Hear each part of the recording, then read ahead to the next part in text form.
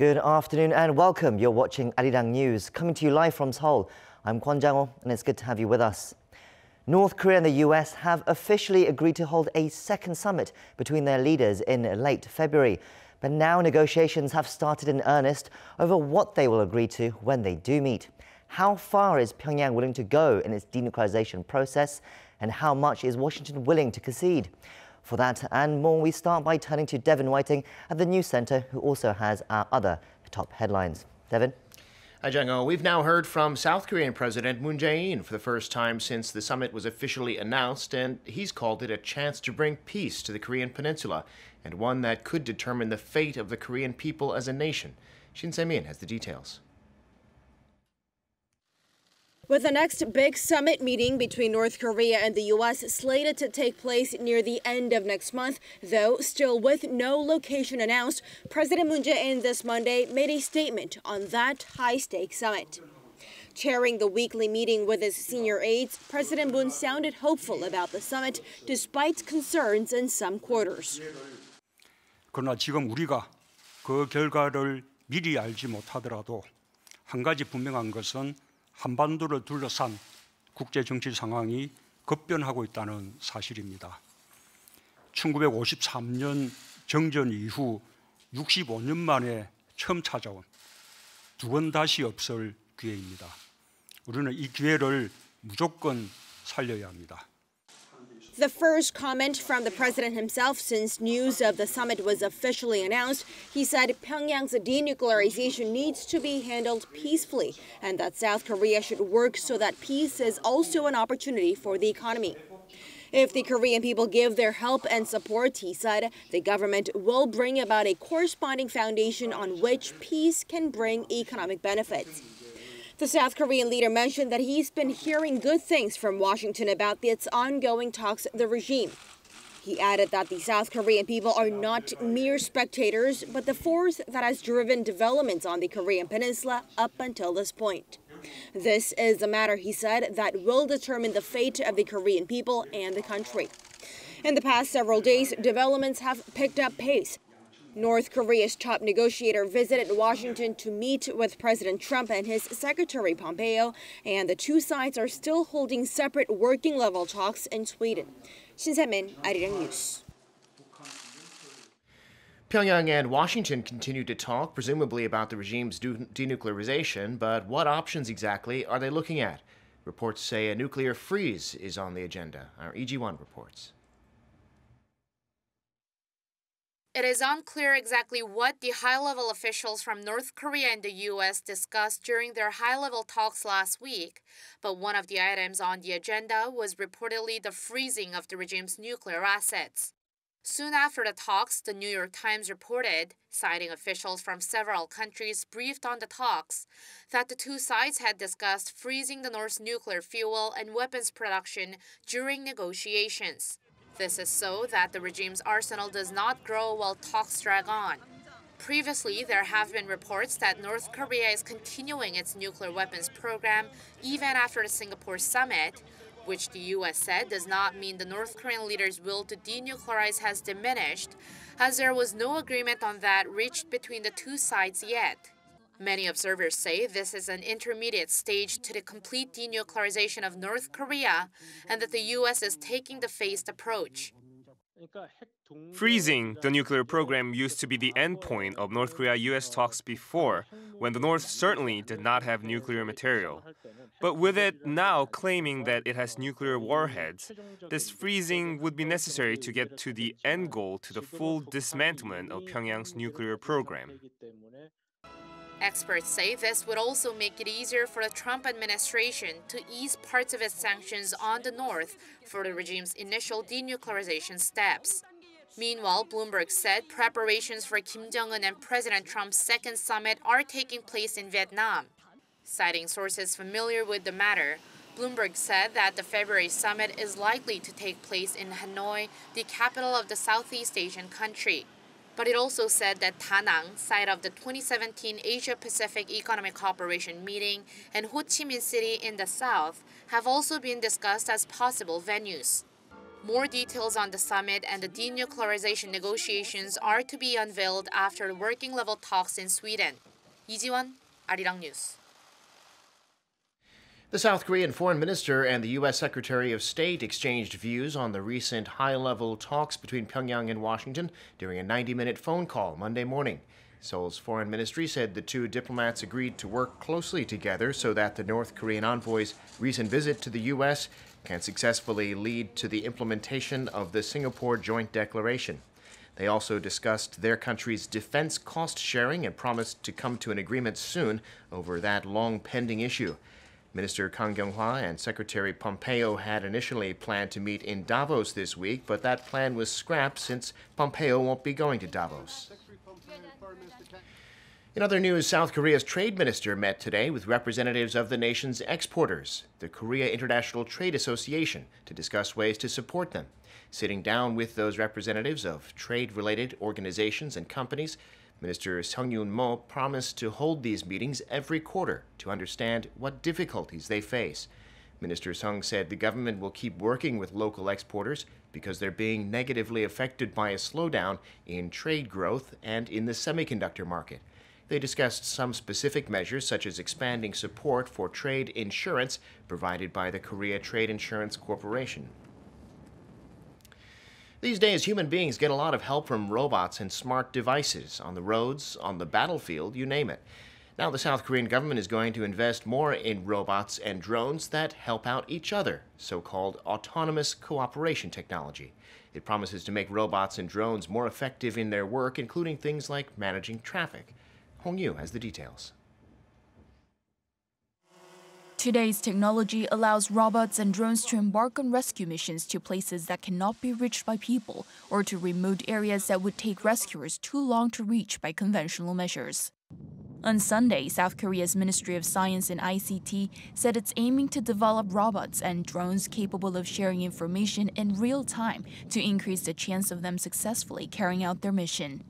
The new technology will allow an unmanned vehicle to detect, communicate, and make decisions by itself. They hope the funding will help South Korea secure a leading global position in the unmanned vehicle market. More than half of the investment, around $3.5 million, is to be set aside for the development of traffic management and monitoring technology that can be attached on drones that fly at low altitudes. These drones will be able to navigate to destinations even when the weather is bad. This year, the minister will focus on ensuring newly developed unmanned vehicles can be commercialized instead of limiting their use to the public sector. Officials hope private sector involvement will ensure continual development of the technology. But ministry officials say their plans will need to be given the all-clear by the Ministry of Trade, Industry and Energy, as well as the Ministry of National Defense. Hong Yu, Arirang News. The South Korean government says it's going to decommission several coal-fired power plants over the next few years to help deal with the country's chronic fine dust pollution. The Trade Ministry says a total of 10 coal power plants will be closed permanently by 2022, which is 3 years earlier than the previous target of 2025. Also, between March and June this year, the government will temporarily shut down several old coal-fired plants that have been running for more than 30 years. Other measures include boosting investment for environmental facilities and encouraging the use of power plants that are run on gas. I'm Devin Whiting, and those are your news headlines.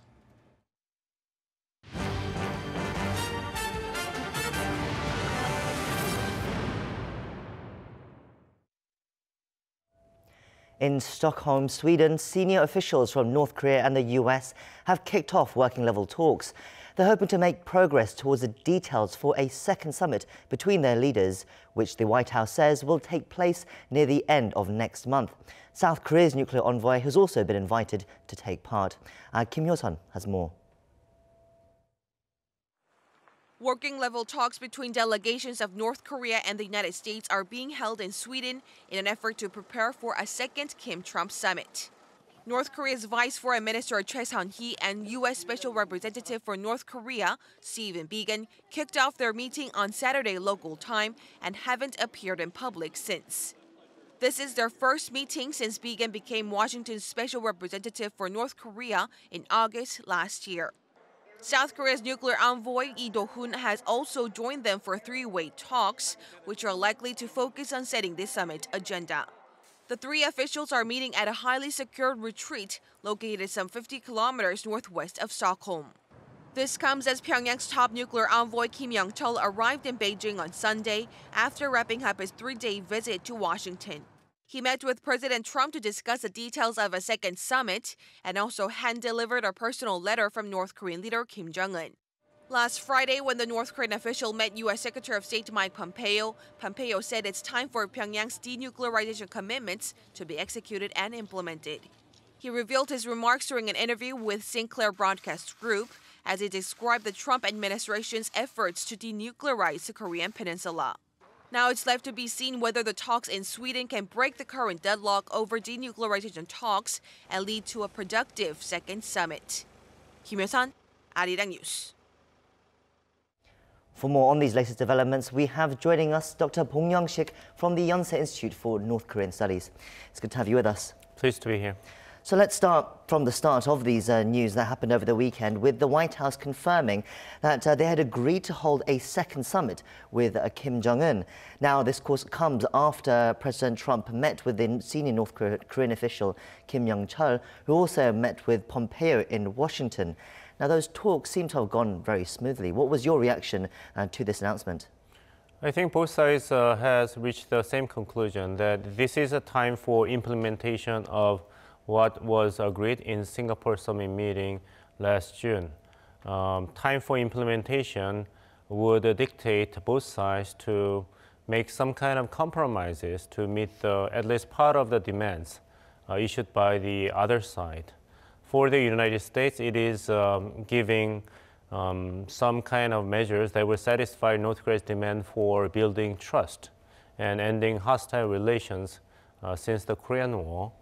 And for North Korea, it is to meet the demand by Trump administration of the United States that the United States national security has been under direct and grave threats of North Korea's nuclear warheads and intercontinental ballistic missiles. So although complete implementation of the Singapore summit meeting agreement may not be far-fetched still, but there might be some middle grounds that will be forged in the second summit meeting between the two leaders within a month. So Kim Young-chul, the senior North Korean official, met with Trump and Pompeo. But what we got out of the weekend was actually not that much. We just heard that they have agreed to hold a summit at the end of February, but no other details really about what they discussed. Do you think that was pretty much all they agreed upon, the date for this next summit? Or do you think they would have made some progress towards some sort of concession from either side? I think they have made a substantial and important progresses, judging from the fact that Stephen Biegun, special representative for North Korea, representing the Trump administration, and his team are now in Stockholm, in Sweden, to have conversation with their counterparts from North Korea. And not only that, but also South Korean nuclear envoy, represented by Ambassador Lee Do-hoon, is also present in Stockholm. That means that not only both sides are in agreement about the second summit meeting's venue and time, but they are undergoing very serious and focused discussion on what kind of agendas would be discussed and will be on the table in the second summit meeting between the two leaders. So this is a positive sign, I believe. Before we go on to that talks that are happening in Sweden at the moment, so Trump said the location of the summit has been decided and will be announced soon. But yet, why do you think he's holding back on this announcement? What do you think has not been agreed between the two sides yet? Well, as I said, that unlike the first summit meeting, which is the first ever summit meeting between top leaders of North Korea and the United States, two adversaries since the Korean War, which was symbolic as in of itself. This time, the second summit meeting has to produce substantial progress to meet the expectations for domestic audiences and allies. So that explains why President Trump has been rather reticent in making any related announcements about the second summit meeting, because a lot of things are still being discussed at the working levels in Stockholm. But all the reports at the moment are saying that it's going to be in Vietnam, and everyone's working under that assumption. I mean, what do you think it is about this location, perhaps, that they've not decided yet? Well, it is all about maximizing the dramatic effect for President Trump. So he is very astute about choosing the right time and right frame to make important announcements to his benefits. So I don't think that the delaying of any additional announcements or his silence are attributed to lack of progress, but I think the reverse is close to the reality, that since a lot of important progresses are being made, President Trump is just waiting for his time to make big announcement to dramatize the effect. We'll have to see whether it is in Vietnam after all, or if there's another surprise that comes out of the hat. Well, let's move on to these talks that are happening in Sweden. As we said, the U.S. Special Representative on North Korea, Stephen Biegun, has met finally for the first time his North Korean counterpart, Choi Sun-hee, who's North Korea's Vice Foreign Minister. And they've been holed up in this retreat in Stockholm for about a couple of days now, hashing out details, we guess, for this coming up summit. What do you think they're discussing, and what are the signs so far about the progress that's being made? Well, it must be anybody's guess, but I believe that judging from the announcement by the State Department that this is time for implementation. Time for implementation means that both sides has to produce some substantial concessions to meet at least part of other side's demands. Then what will constitute acceptable concessions for North Korea and the United States and South Korea in that regard? For United States, it is a fulfillment of Trump administration's America First policy.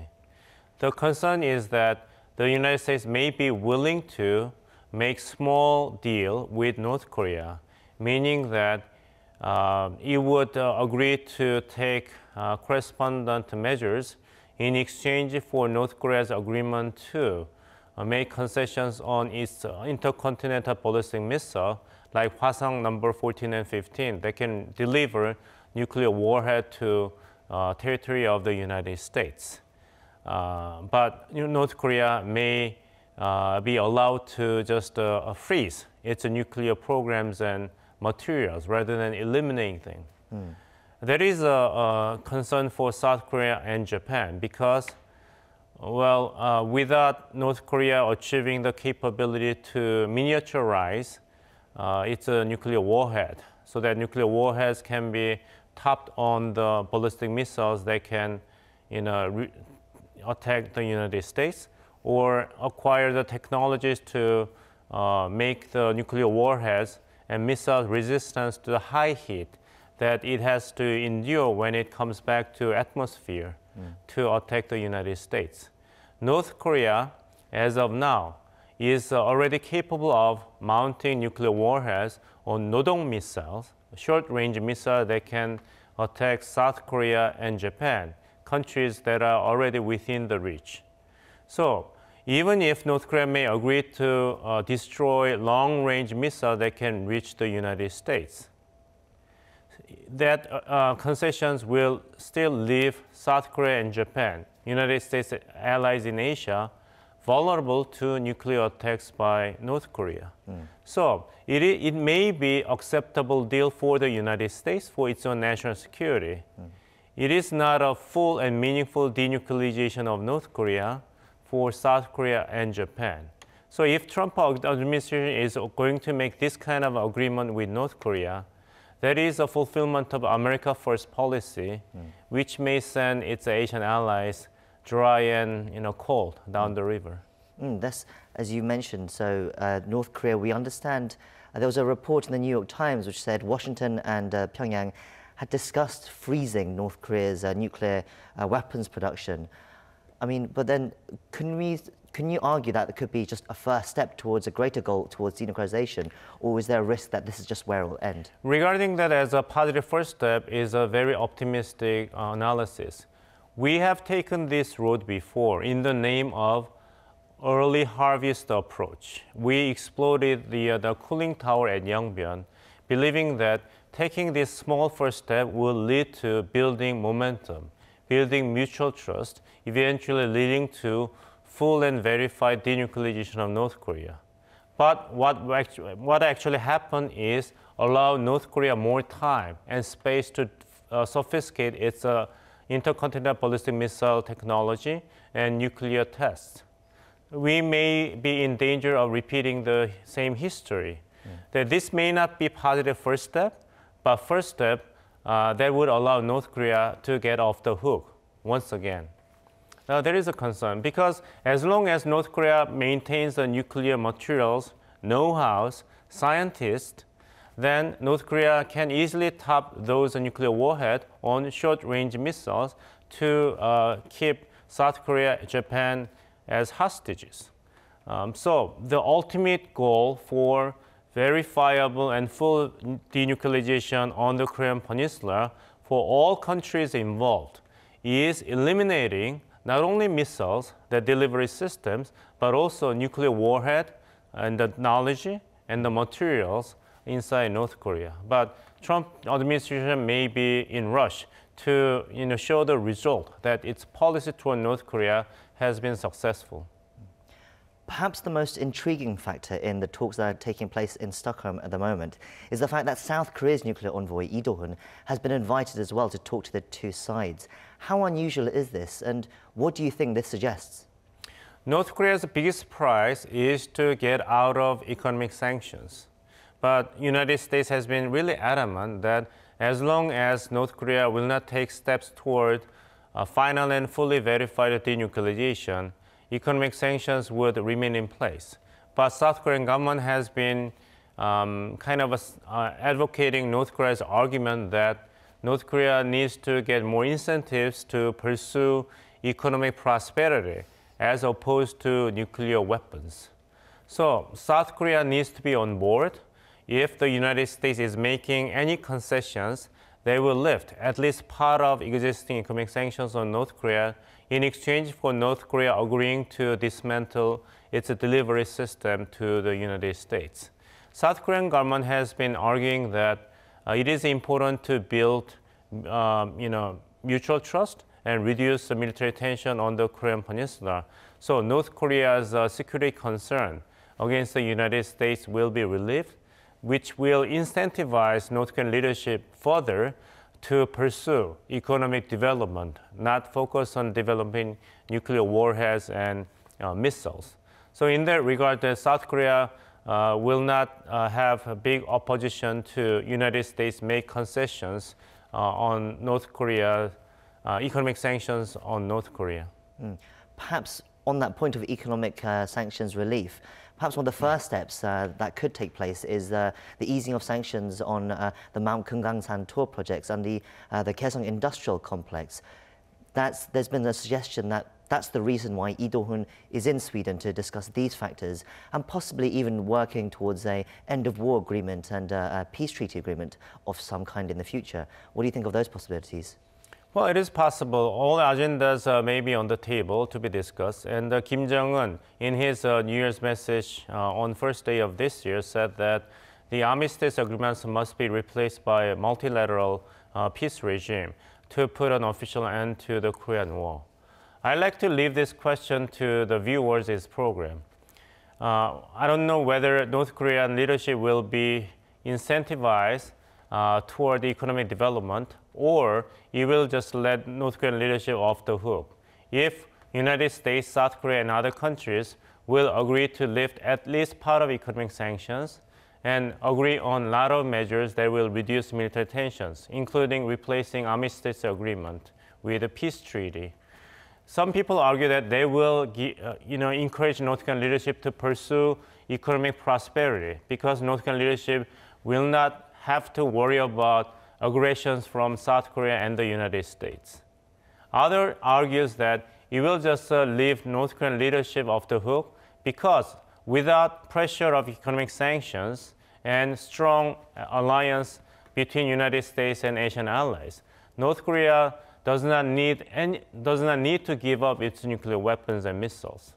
We will see which argument will prove true. You're giving viewers a little bit of something to think about as we end this program. I think that's a good place to end it. Thank you for coming in today and sharing us your thoughts. Thank you.